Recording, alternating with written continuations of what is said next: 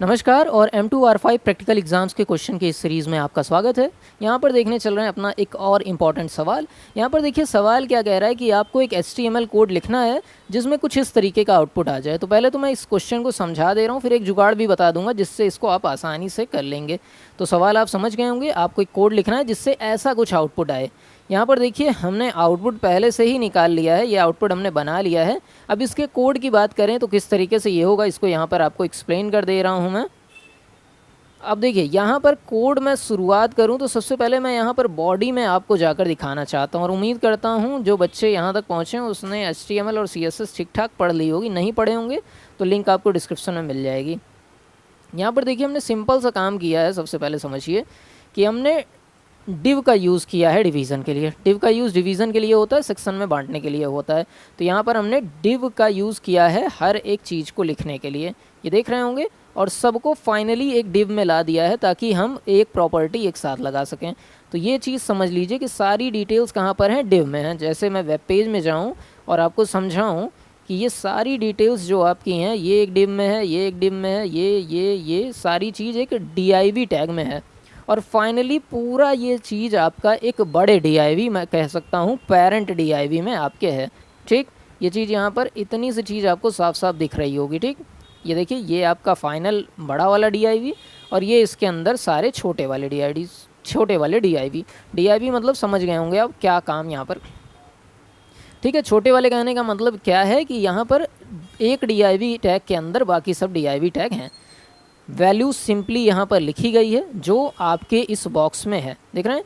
जैसे यहाँ पर आपको लिखना था फर्स्ट फ्रेम, उसके बाद लिखना था नेम एंड एड्रेस। तो यहाँ पर कोड में अगर आप जाकर देखें तो first frame name and address simply लिख दिया गया। दूसरे में क्या लिखना था, सेकंड फ्रेम, और फिर बुलेट लिस्ट ऑफ क्वालिफिकेशन, क्योंकि यहाँ पर लाइन ब्रेक थी इसीलिए BR का यूज़ किया गया है। देखिए सेकंड फ्रेम, उसके बाद यहाँ पर हमने यूज़ किया BR, और उसके बाद बुलेट लिस्ट ऑफ क्वालिफिकेशन यहाँ पर यूज़ किया।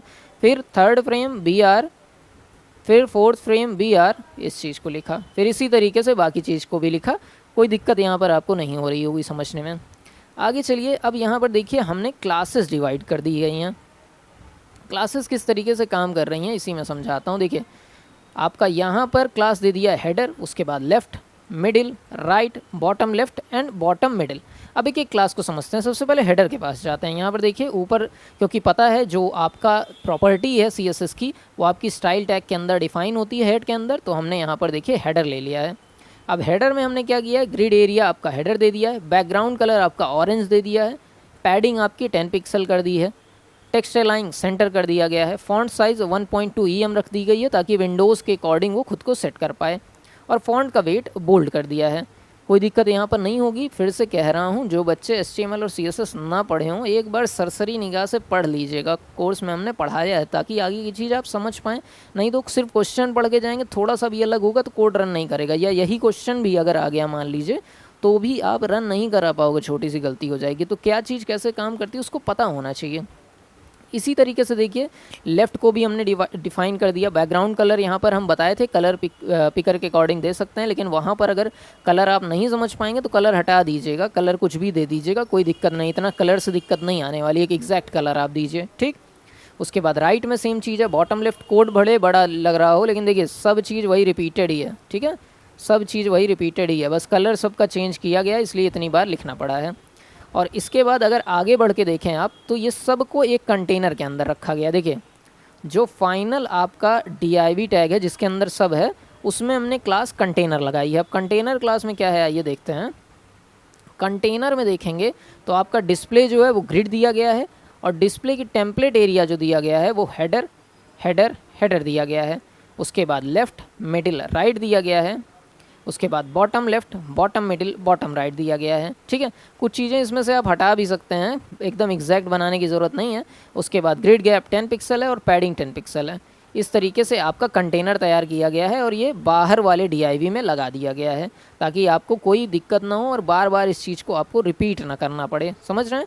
बाकी सारे जो टैग हैं वो रिपीटेड हैं, हेडर से लेके ये सारे टैग रिपीटेड हैं। देख रहे हैं सभी टैग रिपीटेड हैं, कोई अंतर नहीं आ रहा है, सिर्फ पहले वाले में अंतर है क्योंकि पहला वाला दिखने में भी आप देख रहे होंगे ये पूरे में फैला हुआ है, तो इसलिए इसमें थोड़ा सा कोड में आपको अंतर मिलेगा। बाकी कोड अगर आप स्क्रीनशॉट लेना चाहें तो ये वो टाइम है जब आप स्क्रीनशॉट ले सकते हैं। ठीक है, ये पहला आप स्क्रीनशॉट ले लीजिए, दूसरा आप यहाँ पे ले सकते हैं, फिर आपको यहाँ पर स्क्रीनशॉट लेना चाहिए, उसके बाद ये आपका टाइम है, और फिर आखिरी में ये आप स्क्रीनशॉट ले सकते हैं। टोटल कोड यहाँ पर हो जाएगा और आपका आउटपुट कुछ इस तरीके से यहाँ पर आपको मिल जाएगा। सिंपल सा क्वेश्चन था, एक्सप्लेन करने के लिए मैंने एक्सप्लेन कर दिया है, कोड आपको दिखा दिया है, लेकिन एक बार खुद से प्रैक्टिस कर लीजिएगा ताकि आप कर पाएँ इस चीज़ को। ऐसा नहीं है कि यहाँ पर देख लिया प्रैक्टिस नहीं की तो रन तो होगा ही नहीं वो चीज़। बाकी बार बार मैं कह रहा हूँ, फिर से रिपीट कर दे रहा हूँ, पढ़ना हो तो लिंक डिस्क्रिप्शन में पढ़ लीजिए एक बार, मतलब 1-2 घंटा दे दीजिए ताकि आप चीज़ों को अच्छे से समझ पाएँ। बाकी मिलते हैं कुछ अच्छे सवाल के साथ, तब तक के लिए नमस्कार, जय हिंद।